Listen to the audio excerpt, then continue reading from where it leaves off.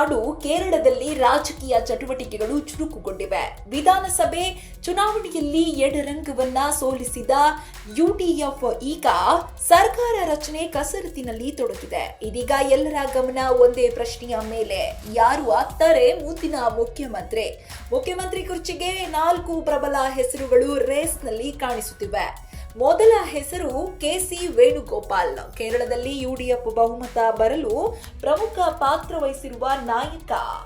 ಇನ್ನು ಎಐಸಿಸಿ ಪ್ರಧಾನ ಕಾರ್ಯದರ್ಶಿಯಾಗಿ ಅಪಾರ ಅನುಭವ ಹೊಂದಿರುವ ವೇಣುಗೋಪಾಲ್ ಹೈಕಮಾಂಡ್ಗೆ ಆಪ್ತರಾಗಿದ್ದಾರೆ. ಇದರಿಂದಲೇ ಸಿಎಂ ರೇಸ್ನಲ್ಲಿ ಮುಂಚೂಣಿಯಲ್ಲಿದ್ದಾರೆ ಎಂಬ ಮಾತುಗಳು ಕೂಡ ಕೇಳಿ ಬರ್ತಿವೆ. ಇನ್ನು ಎರಡನೇ ಹೆಸರು ವಿಡಿ ಸತೀಶನ್. ವಿಧಾನಸಭೆಯ ವಿಪಕ್ಷ ನಾಯಕರಾಗಿ ಕಳೆದ 5 ವರ್ಷಗಳಿಂದ ಎಡರಂಗ ಸರ್ಕಾರದ ವಿರುದ್ಧ ಹೋರಾಟ ನಡೆಸಿದವರು. ಮೈತ್ರಿ ಪಕ್ಷ ಐಯುಎಂಎಲ್ ಬೆಂಬಲವೂ ಇವರಿಗೆ ಸಿಕ್ಕಿದೆ.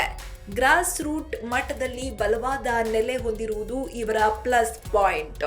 ಇನ್ನು ಮೂರನೇ ಹೆಸರು ರಮೇಶ್ ಚಿನ್ನಿತಾಲ.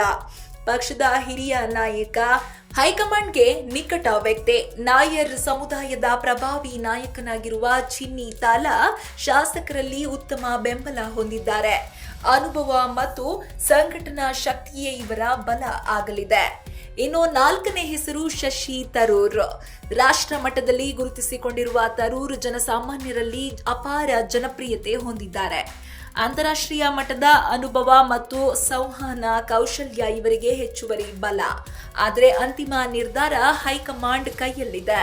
ಒಟ್ಟಿನಲ್ಲಿ ಯುಡಿಎಫ್ ಗೆಲುವಿನ ಬಳಿಕ ಮುಖ್ಯಮಂತ್ರಿ ಆಯ್ಕೆ ದೊಡ್ಡ ಸವಾಲಾಗಿ ಪರಿಣಮಿಸಿದೆ. ಯಾರನ್ನು ಹೈಕಮಾಂಡ್ ಆಯ್ಕೆ ಮಾಡುತ್ತದೆ? ಅನುಭವಕ್ಕೆ ಮನ್ನಣೆ ಸಿಗುತ್ತದೆಯಾ ಅಥವಾ ಹೊಸ ಮುಖಕ್ಕೆ ಅವಕಾಶ ಸಿಗುತ್ತದೆಯಾ? ಈ ಪ್ರಶ್ನೆಗಳಿಗೆ ಉತ್ತರ ಸಿಗೋ ಕ್ಷಣ ಕೇರಳದ ಮುಂದಿನ ರಾಜಕೀಯ ದಿಕ್ಕನ್ನೇ ನಿರ್ಧರಿಸಲಿದೆ. ಇದು ಇವತ್ತಿನ ವಿಶೇಷ. ಇನ್ನಷ್ಟು ಅಪ್ಡೇಟ್ಸ್ಗಾಗಿ ನೋಡ್ತಾ ಇರಿ ಸಪ್ತಾಶ್ವ ಟಿವಿ.